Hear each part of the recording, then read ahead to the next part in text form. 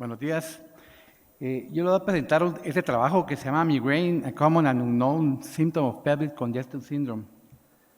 Este trabajo fue presentado en la sesión internacional del 32º Meeting Anual del American Venous Forum y fue publicado en el Journal of Vascular Surgery. Tengo que aclarar que este es un primer reporte a nivel mundial de esta patología. Buscando información sobre insuficiencia venosa pélvica, me topé con este trabajo en una revista mera rara, porque es una revista de hipótesis médicas. Y este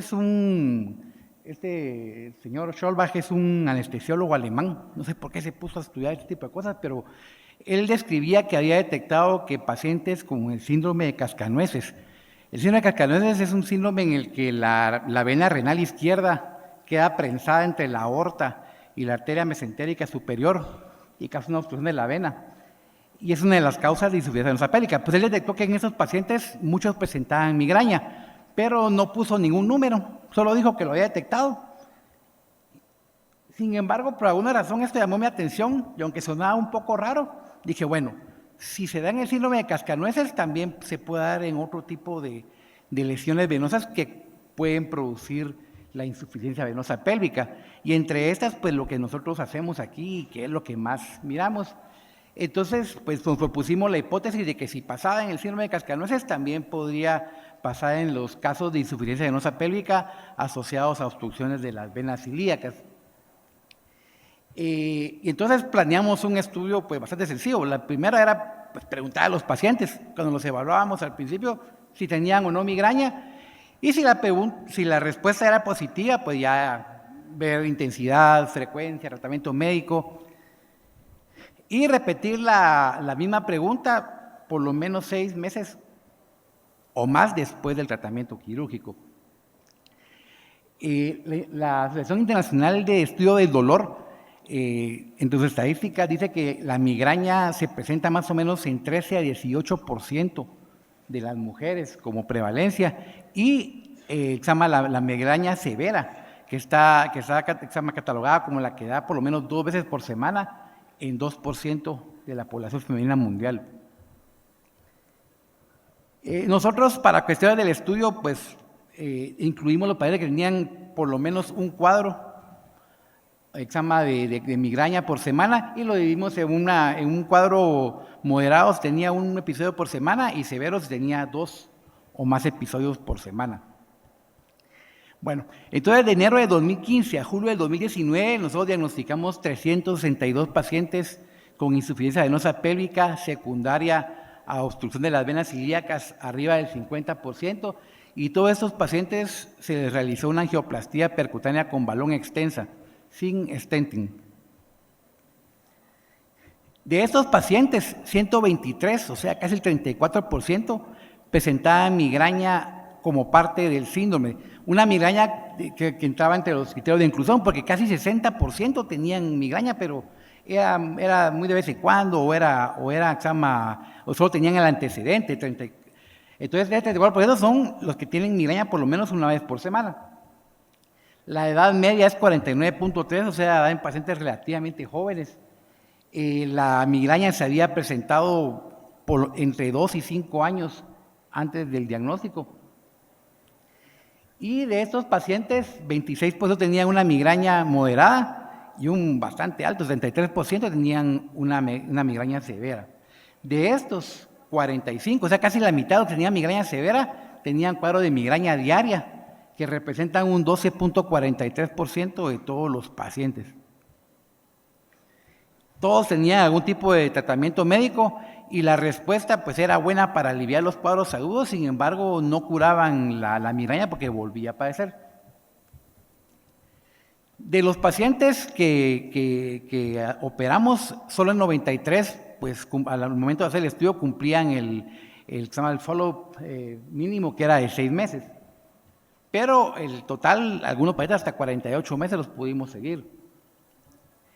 Entonces, lo curioso es de que después de hacer la operación, los síntomas desaparecieron de 6 a 48 meses en 77.42% de los pacientes. Muchos pacientes pues no se les curó del todo, pero ya solo presentaban cuadros muy eventuales y leves de migraña y se curaba muy fácilmente con analgésicos suaves, ¿verdad? Muchos con acetaminofén se les quitaba. Y en 12 no hubo ningún cambio, ¿verdad? Quedaron exactamente igual. Todos los síntomas de insuficiencia venosa pélvica se comportan con porcentajes muy similares a estos. Es algo curioso, ¿verdad? Entonces quiere decir que la intervención de operar a estos pacientes del problema venoso lleva una cura o alivio de la enfermedad en 87% de los pacientes, ¿verdad?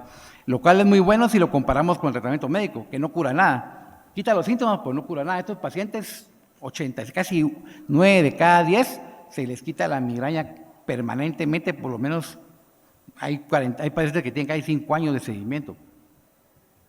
Entonces nuestras conclusiones es de que en alguna forma desconocida, la insuficiencia venosa pélvica que está asociado a obstrucciones de las venas ilíacas presenta migraña un 34% de los pacientes, o sea, 2 a 3 veces mayor que la incidencia mundial reportada y 25% de los pacientes van a tener migraña crónica, o sea, 6.21 veces más que lo que se ha reportado a nivel mundial. Entonces eso quiere decir que el tener este factor es algo que predispone a las migrañas, ¿sí? Y la corrección de las lesiones pues va a mejorar o curar la enfermedad en 87% de los pacientes. Y entonces parte de las conclusiones es de que cualquier paciente que yo vea con una migraña severa, mínimo, debería preguntarle la presencia de otros síntomas o signos de la insuficiencia venosa pélvica, porque pudiera ser un signo de que la paciente está obstruida y que hay que tratarla, no solo para tratar los síntomas, sino por el alto riesgo de tromboembolismo venoso que conlleva tener una estenosis de las venas ilíacas. Y entonces se vuelve más rara la cosa, porque si de por sí era raro de que hay un paciente con una insuficiencia de venas de la pelvis tenga migraña, está más raro de que esta paciente pueda tener una tromboembolia venosa. Sin embargo, aparte de los datos de este estudio, del otro lado de la medicina, pues la respuesta parece ser sí. Aquí tenemos por lo menos 5 estudios epidemiológicos en los cuales demuestran la relación que hay entre migraña y la presencia de enfermedad tromboembólica venosa, con riesgo bastante alto, desde 1.33 hasta 3.23 de hazard radius. Entonces, el hecho está ahí, si ya lo habían estudiado, pues no sabían la causa, y la causa parece ser lo que nuestro estudio indica, ¿sí? Ahora, ¿cómo puede explicarse que una vena de la pelvis que está obstruida dé dolor de cabeza? Es un poco raro, la verdad que no tenemos la respuesta, y aunque y es muy difícil explorarla, porque este tipo de estudios no se pueden hacer en humanos. Sin embargo, tenemos alguna evidencia, y en base a esa evidencia nosotros presentamos una hipótesis, ¿sí? El principio de Ockham dice que cuando tenemos 2 posibles respuestas, la más sencilla tiende a ser la que va a ser verdadera. Entonces, si nosotros conocemos cómo la enfermedad venosa causa daño en otros tejidos donde ataca más frecuentemente, como en las piernas, sabemos que el reflujo, la hipertensión venosa va a obstruir, se llama la salida de líquido desde el intersticio hacia la vena, y que con el tiempo van a empezar a salir glóbulos blancos que se van a activar y van a producir una inflamación crónica del intersticio. Pues yo pienso, lo más lógico, según el principio de la navaja de Ockham, es de que algo similar pase en las venas pélvicas. La parte más baja de la médula espinal, sus venas van a drenar de una u otra forma hacia las venas ilíacas.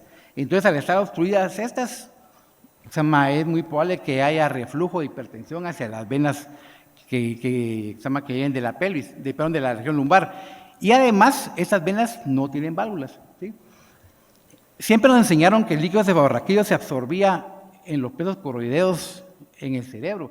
Sin embargo, hay un montón de estudios que demuestran en animales y en cadáveres humanos de que hay una presencia muy alta, de corpúsculos muy parecidos a los de Paccioni en la parte baja de las raíces de la médula espinal, ¿sí?